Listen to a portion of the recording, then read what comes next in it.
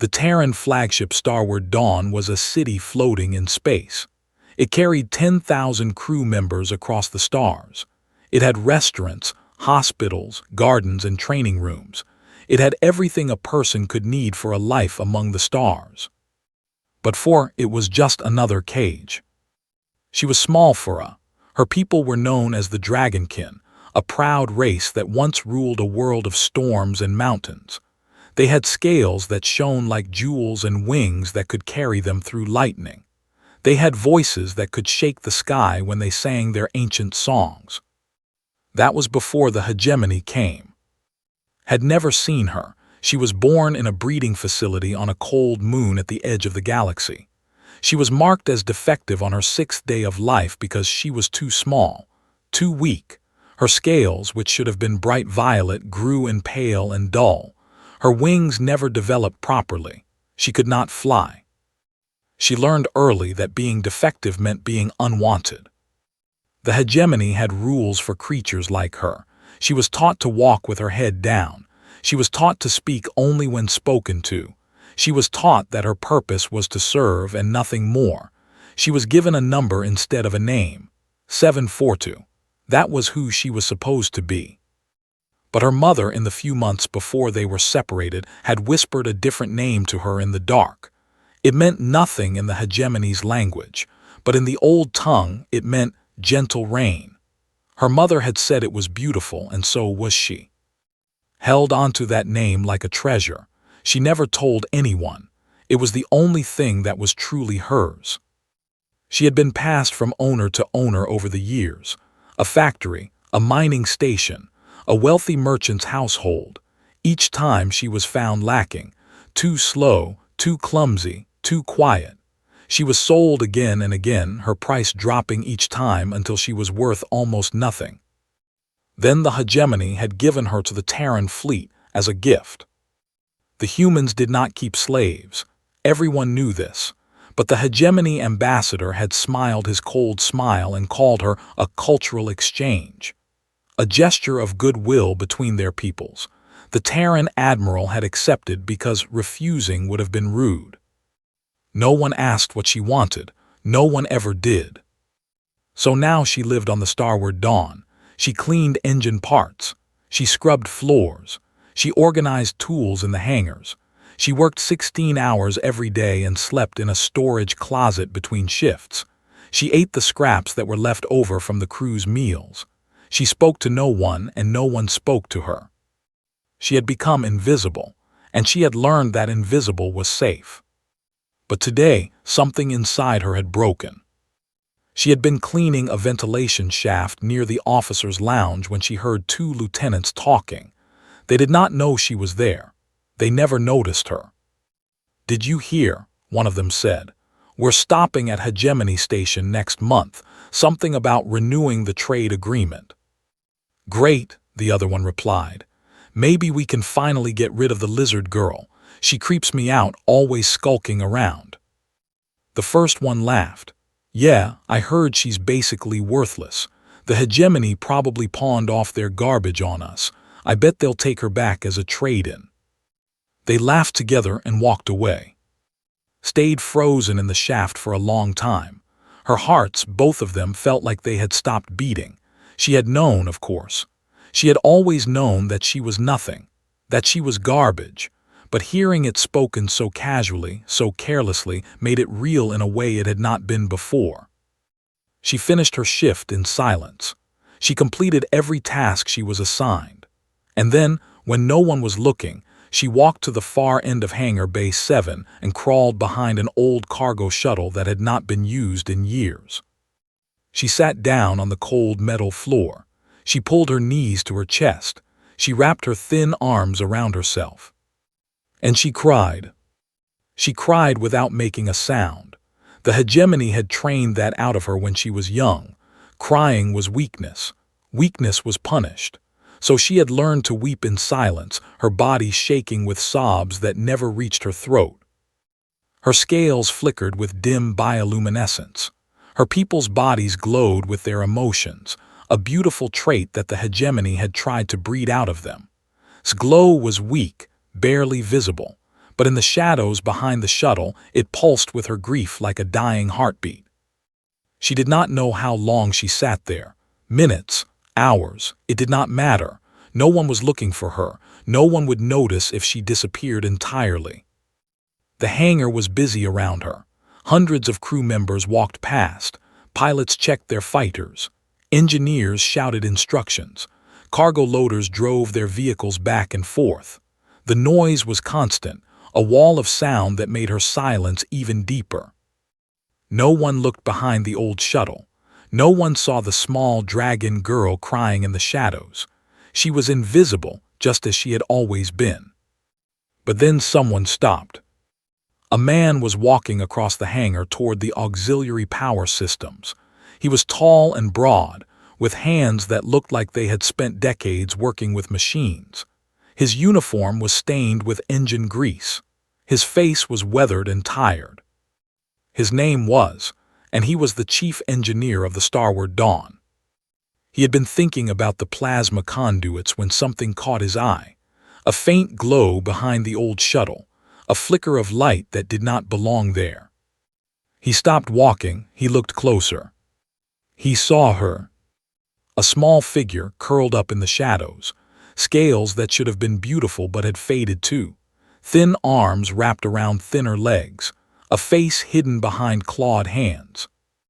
And that faint, sad glow pulsing through her skin. Had seen a lot of things in his 42 years of life. He had seen planets burn during the border wars. He had held friends as they died from radiation poisoning. He had rebuilt engines that everyone else said were beyond saving. But something about this girl made him stop. Something about the complete silence of her crying. The way she had made herself so small, as if trying to disappear. As if apologizing for taking up space in the universe. He stood there for a long moment, watching her cry without a sound. Then he walked over and sat down beside her. Felt someone sit next to her, and her whole body went cold with fear. She had been caught, she was not working, she was hiding, she was crying. All of these things were wrong. All of these things deserved punishment. She pressed herself harder against the wall. She made herself as small as possible. She waited for the shouting to begin. She waited for the pain. "Hey," a voice said. It was low and rough like stones grinding together, but there was something in it that was not anger. "Are you okay?" Did not understand the question. She ran it through her mind again and again, trying to find the hidden meaning. Was it a trick? Was he testing her? What was the right answer? She risked a look at him through her fingers. A human male, older than most she had seen. His face was lined with years of hard work. His hands were covered in scars and calluses. His eyes were tired, but they were watching her with something strange in them. It took her a moment to understand what she was seeing. It was concern, real concern for her. "I apologize," she whispered. Her voice was so soft it was almost lost in the noise of the hangar. "I will return to work immediately. I did not mean to cause problems. Please do not." "That is not what I asked," he said. He did not sound angry, he sounded patient. "I asked if you were okay." Lowered her hand slowly. She looked at him fully for the first time. His uniform said he was senior crew. The patches on his sleeve said he was important. She should be terrified. But his eyes were kind. "I do not understand the question," she said honestly. Something flickered across his face. Sadness maybe, or anger, but not at her. "What is your name?" he asked. "Servant designation 742, she recited automatically. "Assigned to maintenance duties in hangars 6 through 8, currently under the authority of—" "No," he said, cutting her off. "Your name, your real name." She stared at him. No one had ever asked for her real name. She had kept it hidden for so long that speaking it felt dangerous, like revealing a secret that could be used against her. But something in his eyes made her want to trust him, something she could not explain. And she whispered. He smiled. It was a small smile, barely there, but it changed his whole face. "That is a nice name." He held out his hand toward her. "I am chief engineer." stared at his hand like it was something alien. Physical contact with humans was not allowed unless it was required for work. She could be punished for touching him. She could be. He kept his hand out, waiting. Slowly, carefully, she placed her small clawed hand in his. His skin was warm and rough. He closed his fingers around hers gently and shook once. "Nice to meet you," he said. She did not know what to say. No one had ever said it was nice to meet her. She was not nice to meet. She was defective, worthless, garbage. But he was looking at her like she was a person. "Can you stand?" he asked. "Come with me. I have an office that is warmer than this floor. I can make you some tea." "I have duties," she said quickly. "I must complete my tasks. I cannot." "I am the chief engineer," said. "That means I am in charge of everything mechanical on this ship, including the maintenance workers. I am telling you that your current duty is to come drink tea in my office." Did not know how to argue with that. She was trained to follow orders, so she stood up on shaky legs and followed him across the hangar. His office was small but comfortable.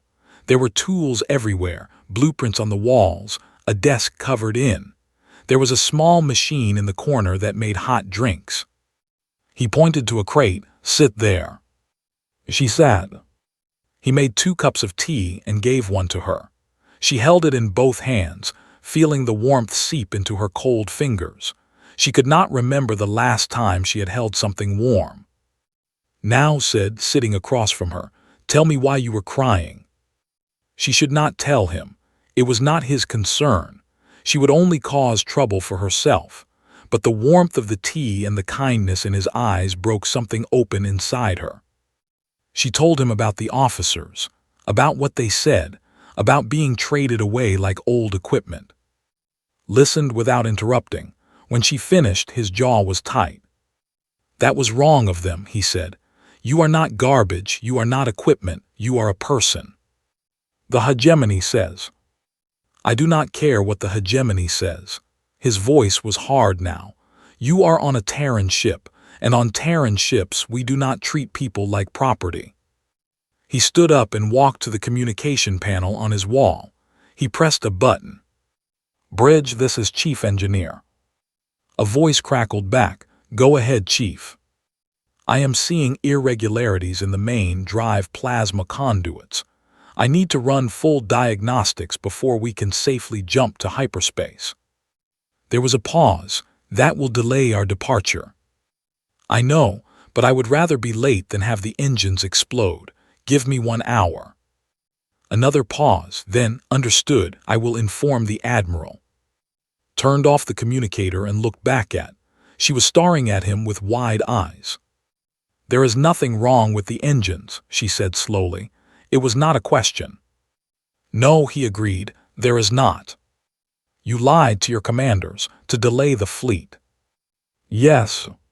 "Why?" Sat back down across from her. His eyes met hers.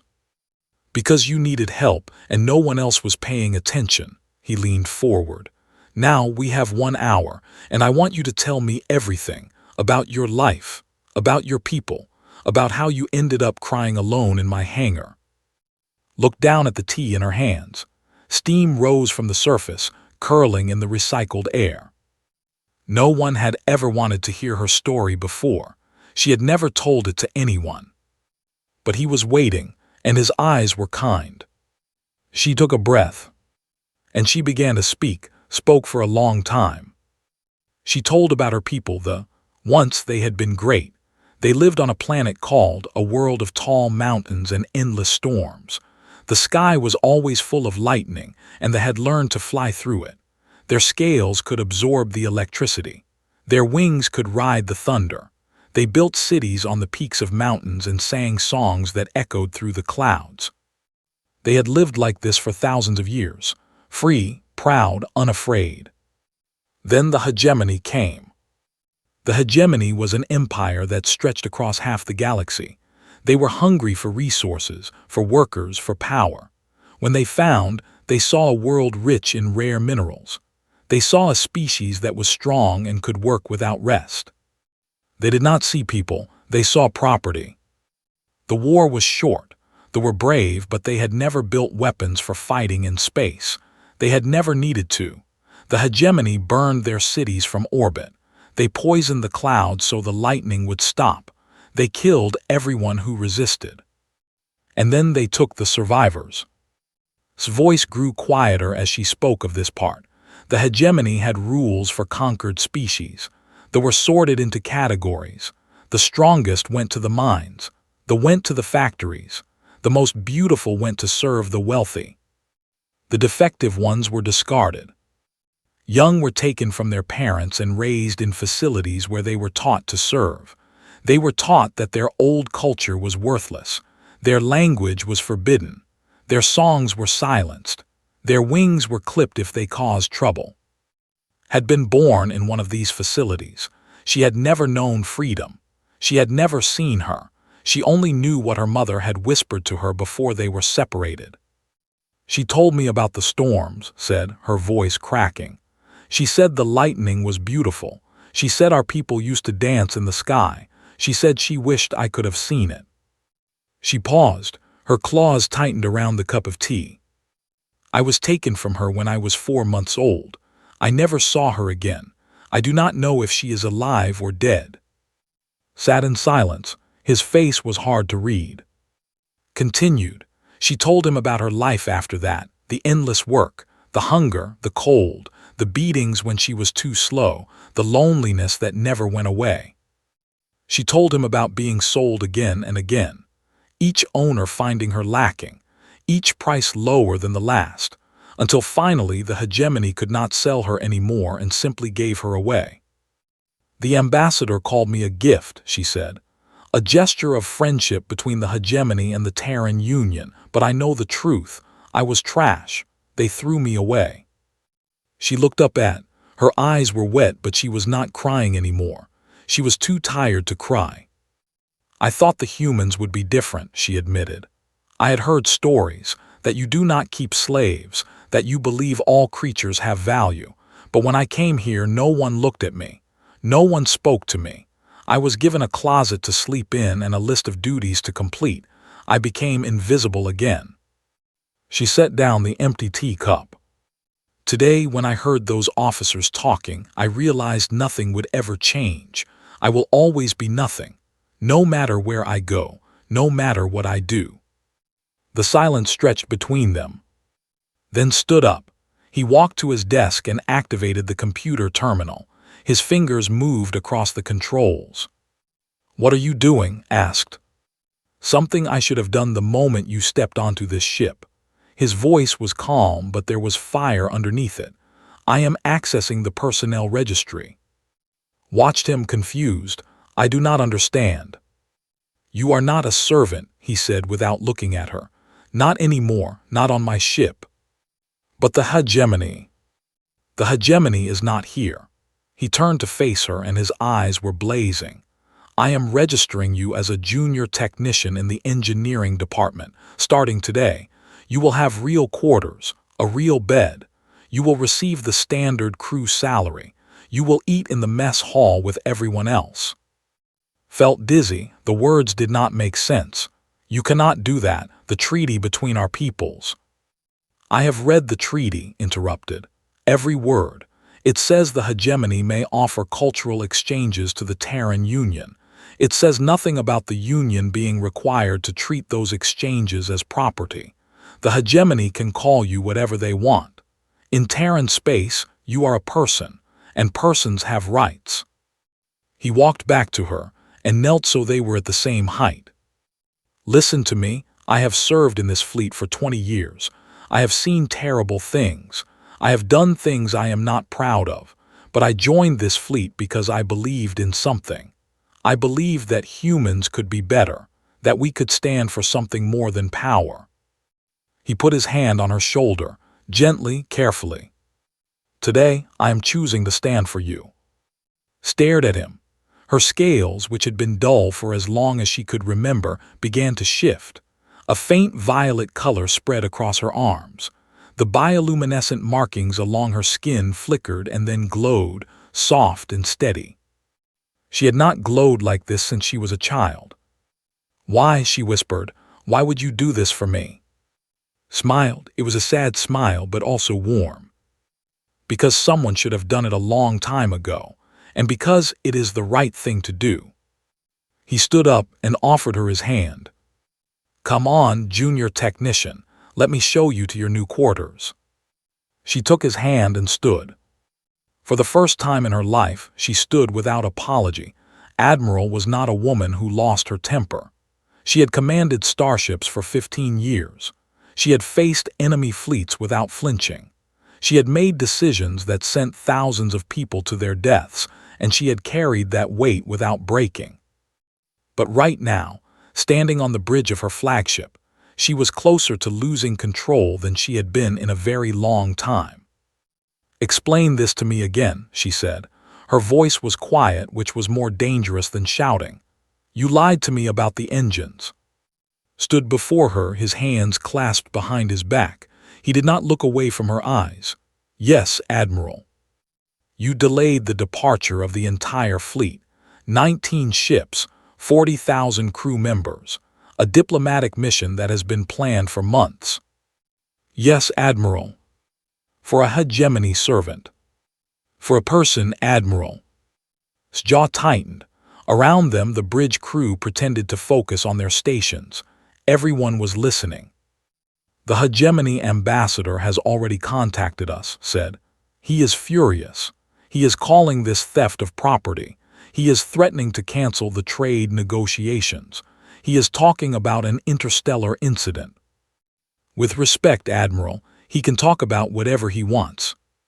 "Do you understand what you have done?" Stepped closer to him. She was shorter than him by half a head, but her presence filled the room. "You have put this entire fleet at risk. You have jeopardized peace between our peoples. You have undermined my authority. And for what? One girl." "Yes," said simply, "one girl." "That is not a good enough reason." "Then let me give you a better one." His voice was steady. "I have served under your command for 3 years, Admiral. I have followed every order you have given me. I have never questioned your judgment. I am questioning it now." The bridge went completely silent. "When I found that girl," continued, "she was crying in my hangar. Silent crying, because she had been trained since birth that making noise would get her beaten. She was hiding behind a broken shuttle because she had learned that being seen meant being hurt. She thought she was going to be traded away like old equipment because that is all she has ever known." He took a breath. "She is 17 years old, Admiral, 17, and she has never been treated like a person, not once in her entire life. The hegemony stole her people's world. They killed her culture. They turned her into property before she was even born." His expression did not change, but something flickered in her eyes. "I know the trade agreement is important," said. "I know the hegemony has resources we need. I know the politics are complicated, but I also know what I saw in that hangar, and I know what I believe." He straightened his shoulders. "I believe that humanity is supposed to stand for something, not just power, not just survival, something more, something better. The founding charter of the Terran fleet says we represent human values, freedom, dignity, the belief that every sentient being has worth." He met the Admiral's gaze directly. "If we cannot uphold those values for one scared girl crying alone in a hangar bay, then what are we fighting for? What is the point of all our ships, all our weapons, all our treaties, if we just look away while the powerful crush the powerless?" The silence stretched. Admiral stared at him for a long moment. Her face was unreadable. Then she turned to her communications officer. "Get me the hegemony ambassador, priority channel." The officer's fingers moved across the controls. A few seconds later, a holographic image flickered to life in the center of the bridge. The hegemony ambassador was tall and thin, with pale skin and cold eyes. His name was, and he looked like he had been carved from ice. His expression was twisted with barely contained anger. "Admiral," he said, his voice dripped with displeasure, "I have received troubling reports. A piece of hegemony property has been taken by your crew. I expect her immediate return and the punishment of the crewmen responsible." Clasped her hands behind her back. "Ambassador, I understand you are referring to formerly Servant Designation 742. "That is correct. Return her at once." "I am afraid that will not be possible." His voice was cool and calm. "Has been granted protected status under the Terran Sentient Rights Act. She is now a member of my crew with all the rights and protections that come with that status." His face darkened. "This is outrageous. This is theft. This is an act of hostility against the hegemony." "No, Ambassador. This is an act of conscience." Stepped forward, closer to the hologram. "The Terran Union does not recognize the institution of slavery. We never have. We never will. We will not return a frightened young girl to a life of bondage simply to keep friendly relations with a government that treats sentient beings as property."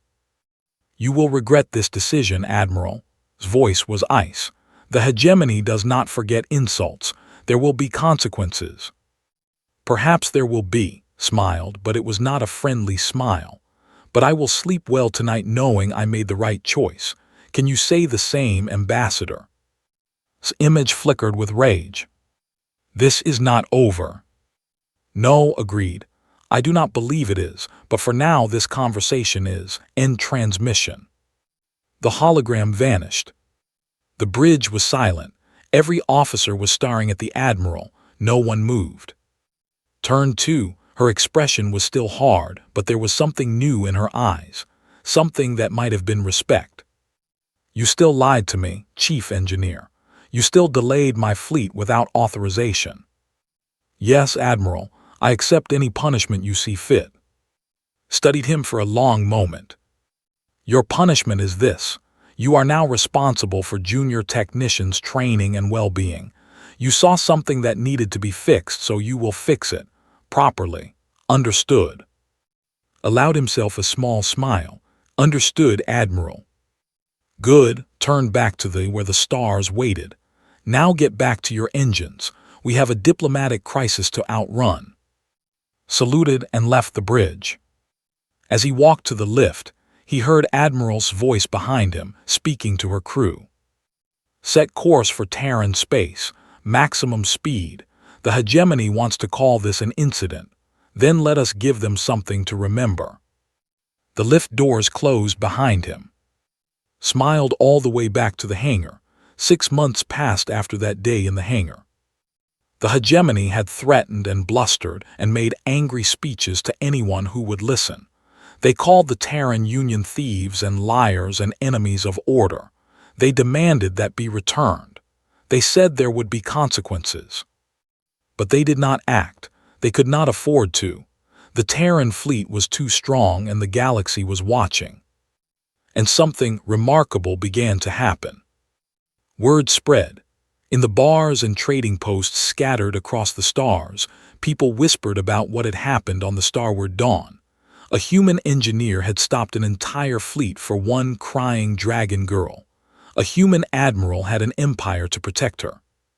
It became a story, then it became a legend. Other species began to pay attention. The who still lived under hegemony rule heard the story and felt something they had not felt in generations: hope. Within 3 months of that day, 17 had escaped their masters and made their way to Terran ships. They came in cargo holds and escape pods. They came starving and scared and barely alive. They asked for asylum. They all received it. Within 6 months, there was a network. Some people called it the Freedom Road. Others called it the Dragon's Path. It was a secret chain of Terran ships and stations that helped escaped reach safety. Captains who looked the other way. Engineers who hid refugees in their cargo bays. Officers who lost the paperwork that would have sent them back. The hegemony called it piracy and terrorism. The Terran Union called it humanity. Not everyone agreed, of course. There were politicians who said this was dangerous. There were diplomats who worried about trade and treaties. There were people who thought it was not their problem, that one species should not interfere with the business of another. But more and more humans looked at what was happening and made a choice. They chose to help. They chose to stand for something.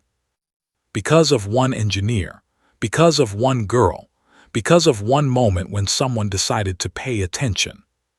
Knew none of this when it started. She was too busy learning. Was a demanding teacher. He expected her to learn the names of every part in the engine room. He expected her to understand how power flowed through the ship systems. He expected her to solve problems on her own and to ask questions when she was confused. At first, she was terrified of making mistakes.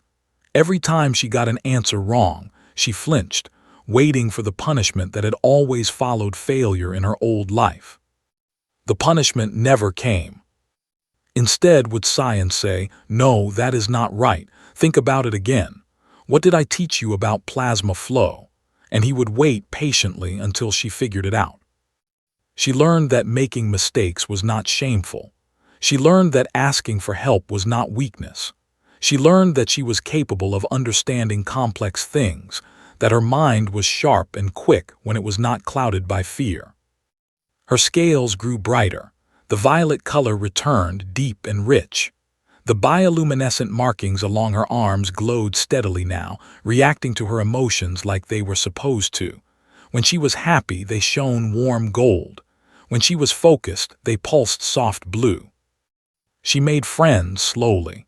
The other engineers were suspicious of her at first. Some of them had believed the things the hegemony said about that they were stupid, that they were lazy, that they were not really people. But they watched her work. They saw how quickly she learned. They saw her staying late to practice her skills.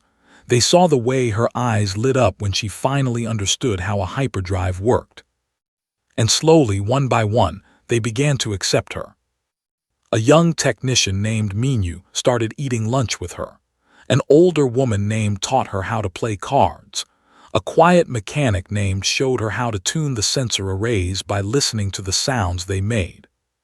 For the first time in her life, had something like a family. One day, 6 months after that first meeting in the hangar, was working on an engine diagnostic when walked up behind her. "Plasma flow is off by 0.3%, she said without looking up from her scanner. "I think the secondary coupling needs adjustment." "Good catch," he said. "Do you want to handle it?" "Yes, Chief." She reached for her tools, then paused. She looked up at him. "Yes." She set down her scanner. "Thank you for seeing me when no one else did." He was quiet for a moment. Then he smiled. It was a real smile, warm and proud. "You were never invisible. The rest of them just were not paying attention." She smiled back. It was still a small thing, still learning how to exist on her face, but it was real. Behind them, the hangar hummed with activity. Pilots ran to their fighters. Engineers shouted instructions. Cargo loaders drove back and forth across the deck. The ship was alive with purpose and motion. And somewhere, out in the vast darkness of space, on a dozen different ships and stations, other lost souls were learning something new. They were learning that there was a species who would stop a fleet for one crying girl. There were humans who believed every life was worth fighting for. There were people who chose kindness even when it was difficult. The hegemony called it a threat to order. The Terran Union called it what it was. Humanity. Turned back to her work, her scales glowing warm gold. She had a coupling to adjust and a ship to maintain and a future to build. There was so much to learn, so much to do, so much to become. She was not invisible anymore. She was not worthless. She was not property. She was a person. And she was home. Far above, the stars wheeled slowly past the viewports, ancient and cold and indifferent to the struggles of small creatures on their small ships. But those small creatures kept reaching anyway. They kept fighting. They kept choosing to be better than they had to be. That was what made them human. That was what made it all worth it. And that was how one engineer, one girl, and one act of simple kindness changed the course of history. Not with weapons, not with power, not with grand speeches or great battles. Just by paying attention, just by choosing to care. Just by being human. First and forever,